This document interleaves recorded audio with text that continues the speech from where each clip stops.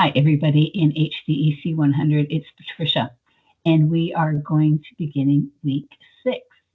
We are leaving the skills and strategies of writing professional observations to move into presenting information in a professional manner.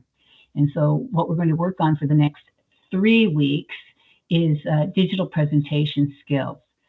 Let me just call up the screen. And so what we'll be looking at over the next 3 weeks is taking a topic of interest or passion related to your current field of study, early childhood, education assistant, or Indigenous human service worker. We want you to find an idea. If you don't have an idea, we have some suggestions, but we want you to think about an idea that interests you. And we're asking you to prepare a digital presentation about it. We have the criteria of the assignment. I'll go over that in a few minutes. You are welcome over the next 3 weeks to work at your own pace and speed. We have a number of external modules for you to take a look at and learn from as you need to.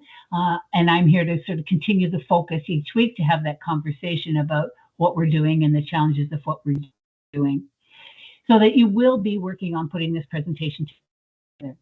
We're going to be looking at the why we're doing this.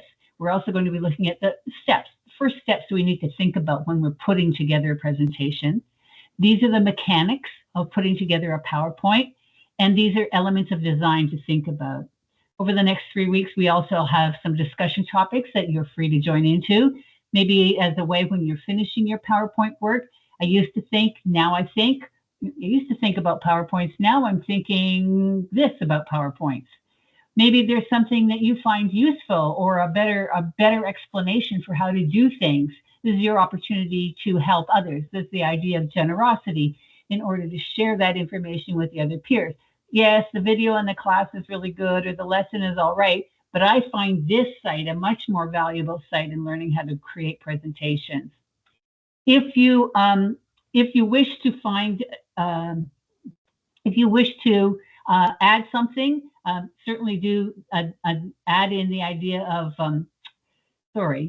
if you wish some drafts for suggestions, you can certainly add those to the Dropbox. There's a Dropbox specifically for that. Please let me know if you want to draft your storyboard or look at aspects. Please let me know when you're submitting your draft, particularly what you want feedback on, so I can focus my feedback on that rather than rambling. As we've learned over 6 weeks, Patricia can ramble for a long time. So tell me exactly what you're looking for feedback on. And then I've moved the date so that the presentation is actually due on the 7th of July. So we have about a month to sort of play around in this and look at what we're doing. Before we have about 3 weeks to work with it and a month before the presentation is due. I do want to draw your attention to, where do I want to draw your attention to? Yes, we have a module called Resource Library for Presentation or for the article reviews, which is the next module. And yes, you can use the same topic, create an essay or article review, and then you can also move into looking at creating the digital presentation. It can be the same article presented in 2 different ways. I don't want to see your essay or article review until we start that module, because there's a lot of things we're going to look at and how we apply it in the standards that we're going to be looking at. This time I want you to focus solely on creating the presentation. I've added some articles here that might be of interest, a range of interest. I will keep adding, and there's a discussion topic on the board already. I'll keep adding things, and if you can add topics to that as well, or if you want to clear a topic through it, then post it in these things in this particular discussion, finding ideas for digital research, and we can all grow from new ideas. These are just a few. You don't have to choose these ideas. I would prefer that I think it's important to find an article of quality as opposed to a blog post. Find something that has research that backs it up. I think that's a key piece, because that'll benefit you. Let's work smarter, not harder. That will benefit you going into the article review and or research writing piece. So please make sure that what you find has some research behind it, that it's not just an opinion or an op-ed piece. Or if it is an op-ed piece, find research to support that part of it. I think that's it. It's not as, I was going to say, it's not as intense going into the applied communications. There is a lot of work. Let's take a quick look at the assignment itself. Where are we? Observations, applied writing. All right, the digital presentation itself. We want you to build a 12-slide presentation. And again, look at all the resources or the topics that are possible out there. There's too many to list. So think about, are you interested in nutrition? Are you interested in environment? Are you interested in policies? Are you interested in mental health? Are you interested in, I'm thinking in the K-12 system, are you interested in grading and non-grading? Are you interested in the changes to inclusive care? They're huge. Indigenous human service workers, are you looking at community supports? Are you looking at the value of a community hub model? Are you looking at the influence of generational knowledge and history, and how does that get applied to supports in today's world? Bounce your ideas off me. And as I said, the whole idea is try and make sure that your topic has some good research behind it and that you can use that research. 12 slides. You want 12 slides, a title slide, 10 content slides, and then a variety of slide layouts. We want you to explore. This is about exploring, not mastering, exploring. Try different slide layouts within your PowerPoint to see which one works, a different format, a different choice. Use pictures and graphics.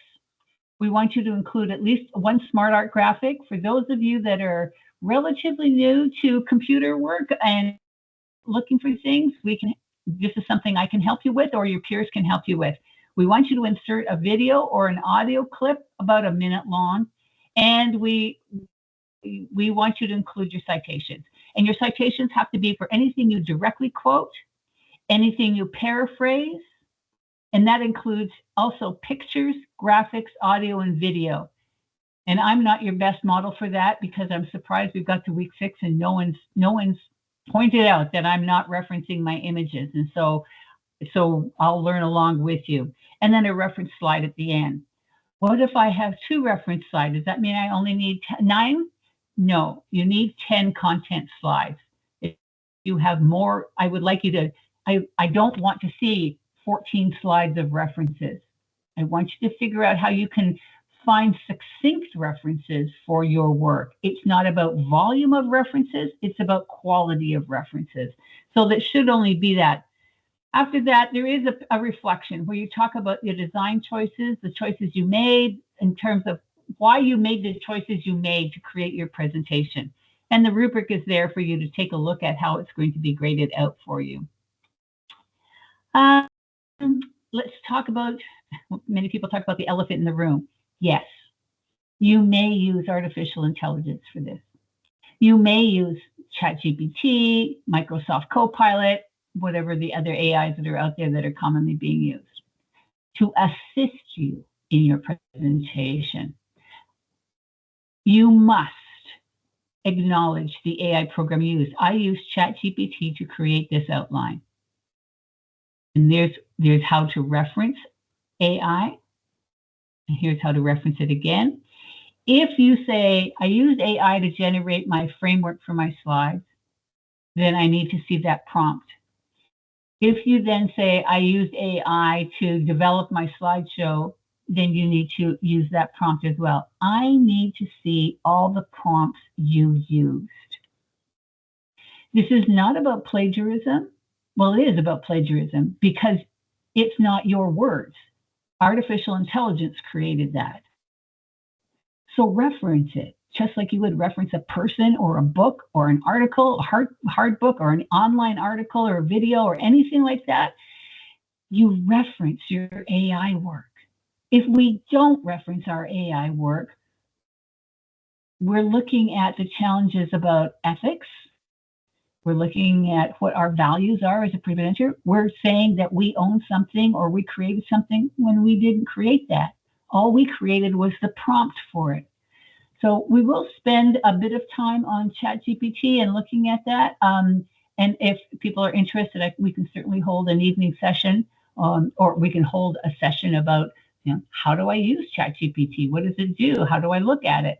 We can definitely do that in a real time or as a video presentation. But I'm absolutely, absolutely am in support of AI. It's a way of the future. We're looking at how it can be used. It's being prompted in many ways. Let's use it for good and reference it. We're the ones teaching AI. The more questions we ask, the more things we put online, the smarter AI becomes. So make sure that you reference your AI work. There is no real way of checking AI. I can suspect it. There's writing and tone. And I have mentioned in a few of the observations that it's sounding very AI generated. Some discussion postings are sounding a little bit AI generated. This is something that you have to live with as an individual if you're willing to use somebody else's words and not honor them. So it's not that I'm going to punish, but I want to raise us all up to the idea that we are being honest about where we get our sources and resources from. So that takes us into week 6 and allows us to take a look at how we present information. So your first job, figure out what you're going to talk about. And we'll move into creating a storyboard for it, what your layout is going to look, but start with the step 1 reading so that you know what it is. What am I going to talk about? How am I going to talk about it? And then in week 7 and 8, we can move into the nitty gritty of getting a smart art shape in, getting an audio piece in, getting a video piece in, doing our quotation works. So we'll work together over the next 3 weeks, but you get more independent time and more free flow time over the next 3 weeks to pull your work together. I'm looking forward to week 6 because it's good for me to continue to learn what I'm doing wrong and how I have to fix it. And I'm going to learn along with you on this part. So looking forward to it all.